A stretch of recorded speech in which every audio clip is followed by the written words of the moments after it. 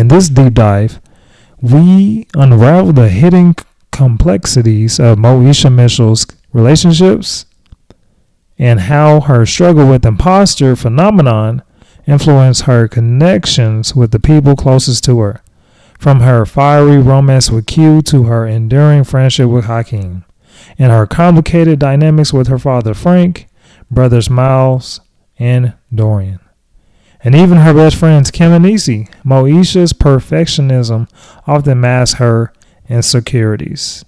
We explore how her need to prove herself shaped these bonds, creating moments of tension, miscommunication, and a profound growth. Was Moesha her own worst critic? Did her self-doubt push her away from genuine love and support? The most importantly, how did she overcome these internal battles to become a stronger version of herself? This episode is a tribute to the layers of Moesha's character and the relationships that made the show a classic. Whether you're a longtime fan of Brandy's iconic role or discovering Moesha for the very first time, this analysis will make you see the series in a whole new light. I promise. Can I talk to y'all? Let's talk about a teenager who wasn't just balancing her books, but literally the weight of her family, her friends, and oh yeah, the world. Moesha Mitchell. Yes, I'm talking about that Moesha. M to the O to the E to the Moesha. I'm talking about Moesha Mitchell wasn't just your average high schooler. Not at all. She was a self-declared perfectionist. And let's face it, a part-time superhero in a world that demanded way too much of her. She had to be the glue that held everything together, even when her own world was falling apart. But here's the catch. The pursuit of perfection, it wasn't her strength, all right? It was actually her kryptonite. Anybody familiar with kryptonite? Well, if you're not familiar with kryptonite, that is basically what was killing Superman, okay? Superman was the best thing in the world, and then couldn't really do anything with the kryptonite. That's exactly what happened with Moesha, all right? Shout out to the Superman. And we're diving into what made her one of the most relatable TV characters of all time. First things first, if you're here, you probably already know who Moesha is. She was played by the legendary, yes, I said legendary, Brandy Norwood, okay? Shout out to Brandy. She has a lot of hits. But she killed this role as Moesha Mitchell. She was the star of the 90s sitcom that tackled everything from dating dramas to social issues. But what made her stand out wasn't just her slick one-liners or, you know, her braids that she had or the clothes that they were wearing back then. It was her need to be everything for everyone. But have you ever stopped to wonder why? Why was Moesha always so hard on herself when she didn't meet her own impossible standards? Why did she feel the constant need to swoop in and fix everything, even at her own expense? Today, I'm going to unpack Moesha's perfectionism, how it shaped her, how it broke her, and how it gave us a blueprint for real growth. So let's deep dive into Moesha as the perfectionist superhero. Call it like it is. Moesha was a perfectionist, and she didn't just try to do it all. She believed, yes, she believed it, that she had to do it all. Whether it was covering her friends, keeping her little brother Myles in check, or clashing with her dad Frank. Y'all know Frank? Y'all remember Frank, man? They would get into it. Man, come on. Y'all know she was tripping at some point in times, all right. But Frank, yes, over curfews and anything. Okay, Moesha constantly put herself in situations where she had to be the hero. And that's the thing about perfectionism. It tricks you into thinking that everything is your responsibility. Moesha wasn't just trying to live her life. She was trying to live everyone else's too. Like when she wrote that controversial article to the school paper about dish parties, her need to expose the truth ended up putting everybody in the hot seat. Or the time that she tried to fix her friend Kim's self-esteem by convincing her to stand up to the head cheerleader, but ended up creating a bigger mess. And let's not forget the time she practically self-destructed trying to keep her grades perfect and her social life intact. I'm just saying. Now, every time she opened her diary, y'all know that diary. Y'all know she's on the book, she's reading the diary, you know what I'm saying? She's thinking, she's pouring her heart out, you know what I'm saying? And you could just hear the weight of her self-imposed expectations. She was terrified of letting people down. Her family, her friends, man, even herself. So let's just think about her mindset here, right? Here's the thing about Moesha's perfectionism. It comes from a good place. It does. She cared deeply, and she wanted to be the one in her family that, you know, everybody could count on. Y'all know how that is, right? You want to be that one person that everybody can like, yeah, you got me. And you want to get everybody, you know what I'm saying? You want to be that person that we could depend on. That's an awesome feeling. But the one of her friends that, you know, she admired, the one who made a difference, she wanted to be the one her family could count on, the one her friends admired, the one who made a difference. But that same drive is what made her so hard on herself when things went sideways. And usually in Moesha, y'all know that things went sideways. Because, you know, when you're a perfectionist, failure doesn't feel like an option. It feels personal. And when she couldn't live up to her own impossible standards, it wasn't just disappointment. It was shame. Because in her mind, failure wasn't just a setback. It was proof she wasn't good enough. Moesha has strengths and flaws. But what made Moesha so powerful was her ability to keep trying, to own her mistakes, and to learn from them. She was brave enough to admit when she was wrong. Eventually, it took some time, but eventually, right? She was actually strong enough to stand up for what she believed in on many occasions. Even, like I said, when it wasn't to her benefit.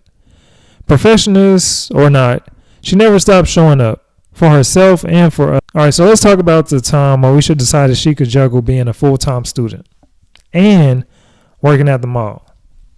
You know, at first, she was all confidence, like, I got this, you know, but the reality hit fast. Between late shifts and homework deadlines, she quickly realized that being Miss Independent wasn't as easy as it looked. And that's where her perfectionism kicked in. She couldn't just quit. What does Moesha look like quitting? She Moesha, right? Because in her mind, quitting wasn't an option. It felt like failure. And for Moesha, failure wasn't just a mistake. It was a blow to her identity. Eventually, you know, she did quit, but not before pushing herself to the brink. And here's the thing about perfectionism. It makes you believe that asking for help is a weakness. Wrong. And Moesha was no exception. Instead of admitting she was overwhelmed, she tried to do it all. And until she couldn't, instead of admitting she was overwhelmed, she tried to do it all until she couldn't. But when she finally let go of that pressure, that's when she started to grow, right? How many of us feel like we can do it all? We all feel like we could do it all at one point in time in our lives. But we come to a realization that we don't want to be burned out doing it all. It's hard to do it all. And sometimes the best thing that you can do is to ask for help so that you can do it all. Right? So let's even dive deeper with Moesha. Right? Let's talk about her relationship with her father, Frank. They was constantly clashing with each other. And, this is actually the ultimate perfectionist class. Moesha and Frank, right? On the surface, it looks like your regular father and daughter relationship, right? The teen versus parent dynamic. It looks like that. But if we look just a little bit deeper, you're going to see that it was a little bit more, right? Frank was strict. He was a no-nonsense type of guy. And Moesha, she was determined to prove she could make her own decisions, even if it meant moving out. Moving out when Moesha was packing up her bags. What? Remember that? Remember when Moesha couldn't take Frank's overbearing rules? Remember that? Remember? Man, y'all remember? And so she just left. She literally left. She said, I'm out. And she moved in with Niecy and tried to prove she could handle life on her own and stuff. But here's the thing. Deep down, she wanted to make her dad proud. That's the crazy thing about it. The people that you bang heads with the most is the people that you love. And that's the perfectionist trap. Trying to live up to everyone's expectations while trying to be real and true to yourself. Right? And why does this even matter? Right? Because Moesha wasn't just a character. She was us. Whether it was school, work, or family, she put so much pressure on herself to succeed.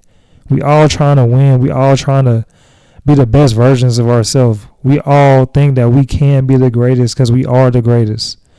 But sometimes, right, you forgive, you forget to give yourself some grace. Man, we ain't perfect.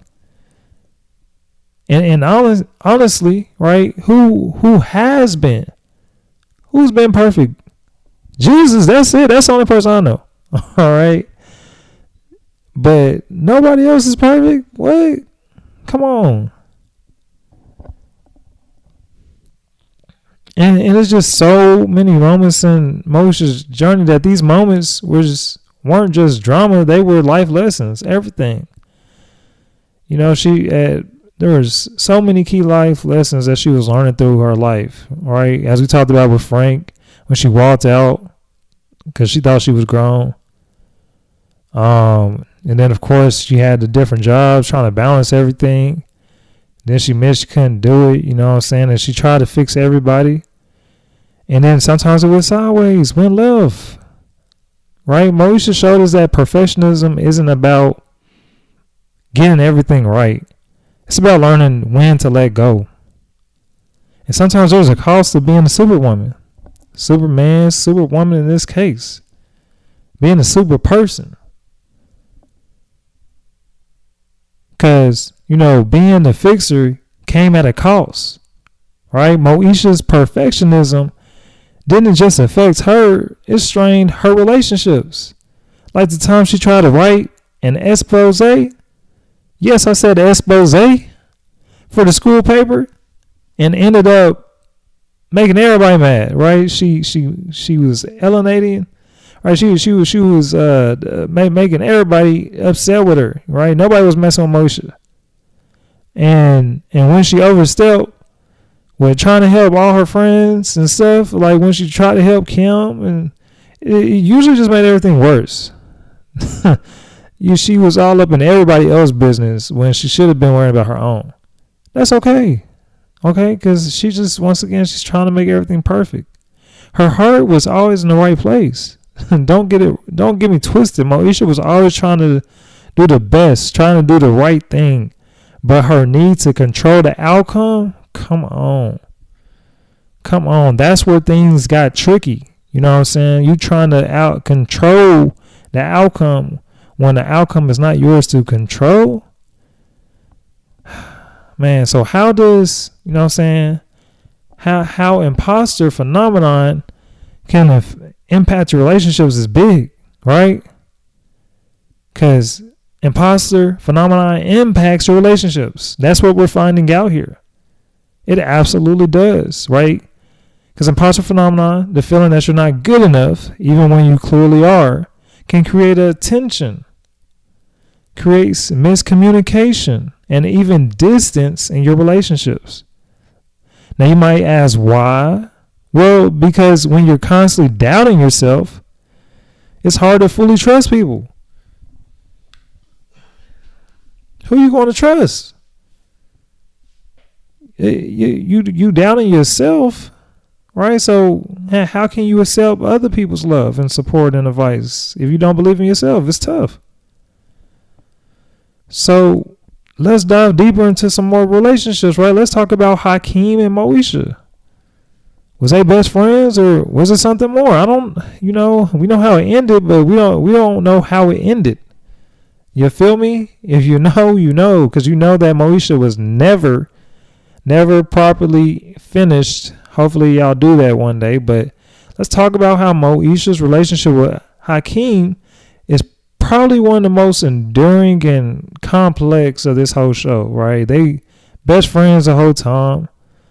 But eventually they started to get romantic and I'm not even gonna lie, it did get a little weird, but they made it work. An imposter phenomenon might have played a role in why Moesha hesitated to embrace Hakeem in the first place.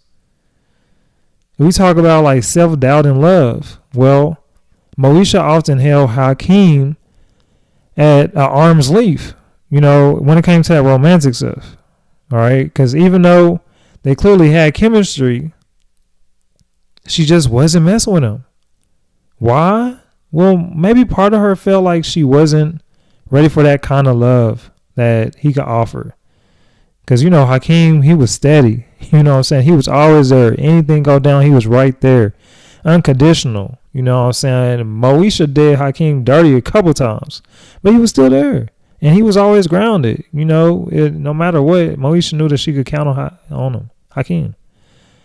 Now, you compare this to her other relationships with guys like Q, and we about to talk about Q in a little bit, but with Q, right, he was full of chaos, which in her mind, if you earn it, is probably better.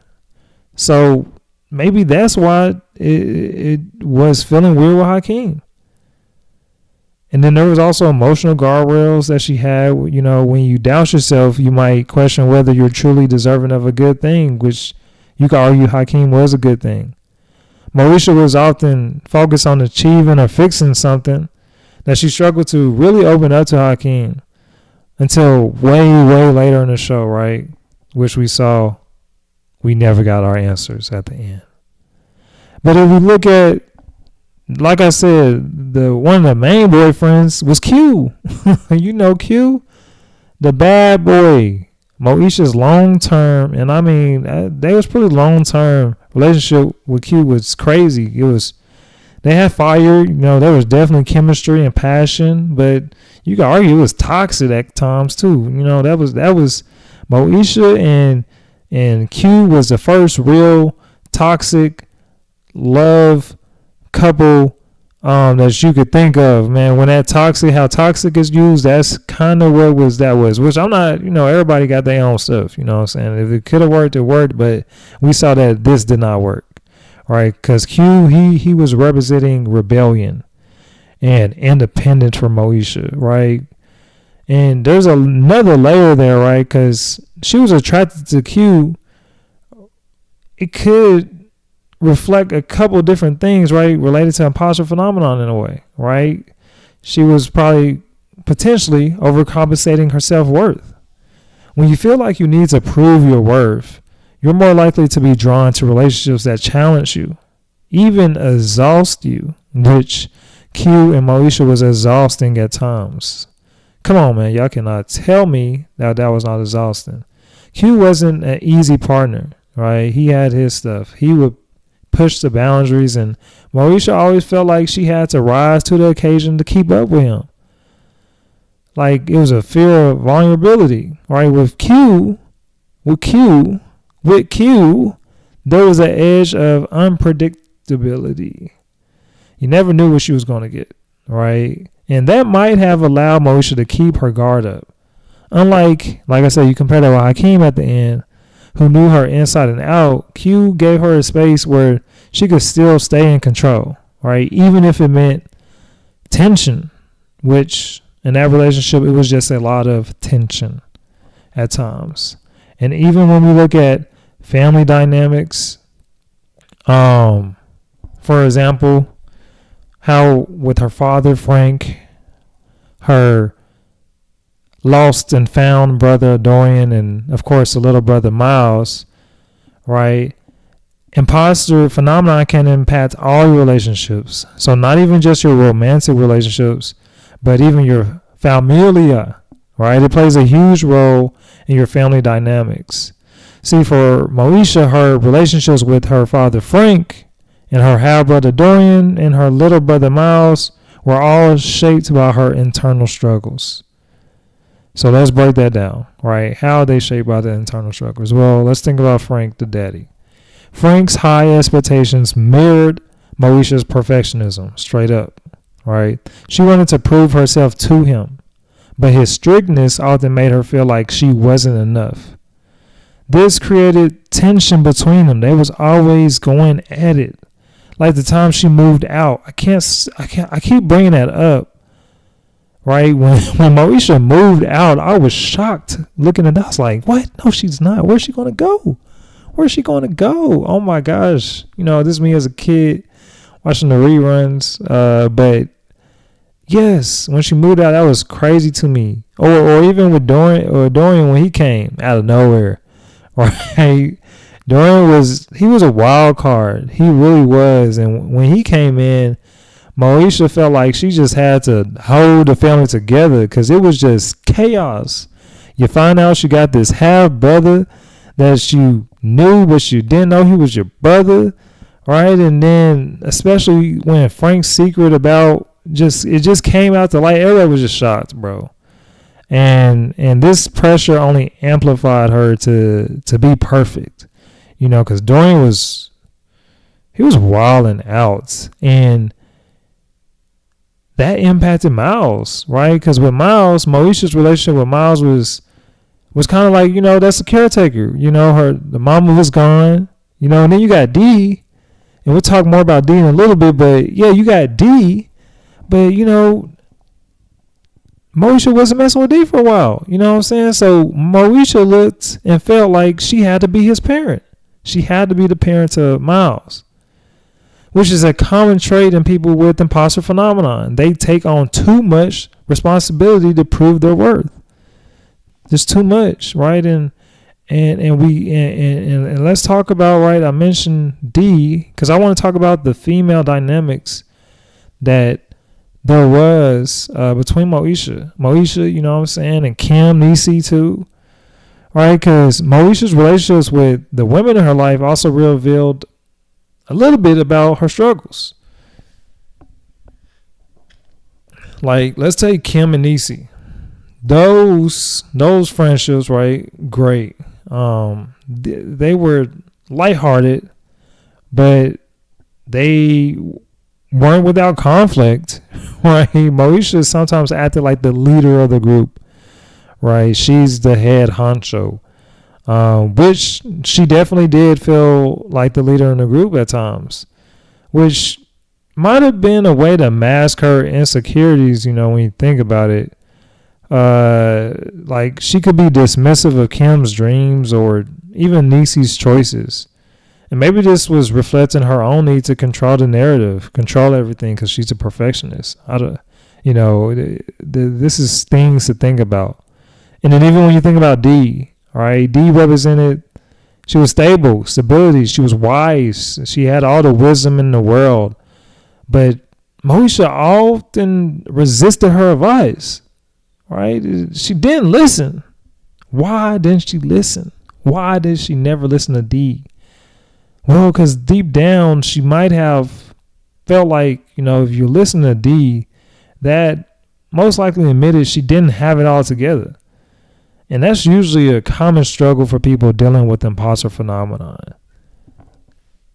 And the impact that imposter phenomenon has on relationships, right? When you're dealing with the imposter phenomenon, it can lead to three things that I just want to mention real fast. Overcompensation, right? So that's something that you can see happen from this. This is like a effect of imposter phenomena. You can overcompensate. So when I say that, that means that you take on too much responsibility. Because when you think about Moesha, she was trying to manage her entire family, her friends, and her romantic life all at once, right? She thought she could have all that straight figured out. And then it also can create emotional distance, keeping people at arm's length because you're afraid they'll see your flaws, like what she did with Hakeem and D. And also it creates tension and conflict. Feeling the need to prove yourself can create unnecessary drama, which we saw with Frank, trying to prove herself to Frank and then usually trying to prove herself to Q with all that mess. All right. So what do we get from Moesha? Well, what made Moesha so powerful wasn't that she always got it right. Because trust me, she was not always getting it right. It was that she kept trying. No matter what, even when things was getting bad, she kept trying to figure it out. She apologized when she messed up and learned to set boundaries. And eventually, she stopped being so hard on herself, especially at the end of the show. All right? That's what made her real. She wasn't just a sitcom character. She was a mirror for anyone who's ever felt the pressure to do it all. And at the heart of it, Moesha's relationships were just mirrors of her internal struggles. Her perfectionism, self-doubt, and need to earn her place in the world shaped how she connected with others. But what made her story so powerful was her growth. Over time, she learned to let people in and even admit it when she needed help.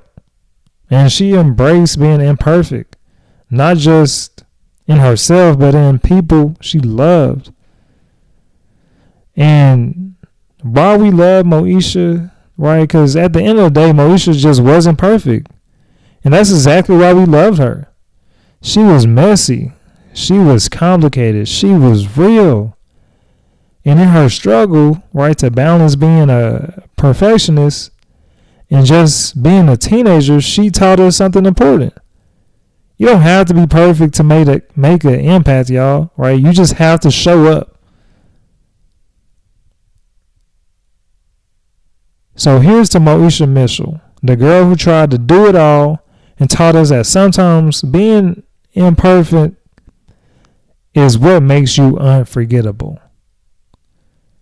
So what do you think about Moesha's perfectionism? Did it make her more relatable or more frustrating? Because she was frustrating. Okay, but I loved it. I love Moesha's one of my favorite shows. I love looking this up, y'all. Let's talk in the comments. And of course, don't forget to like, subscribe, and hit that bell for more deep dives into your favorite characters. I appreciate y'all. Peace.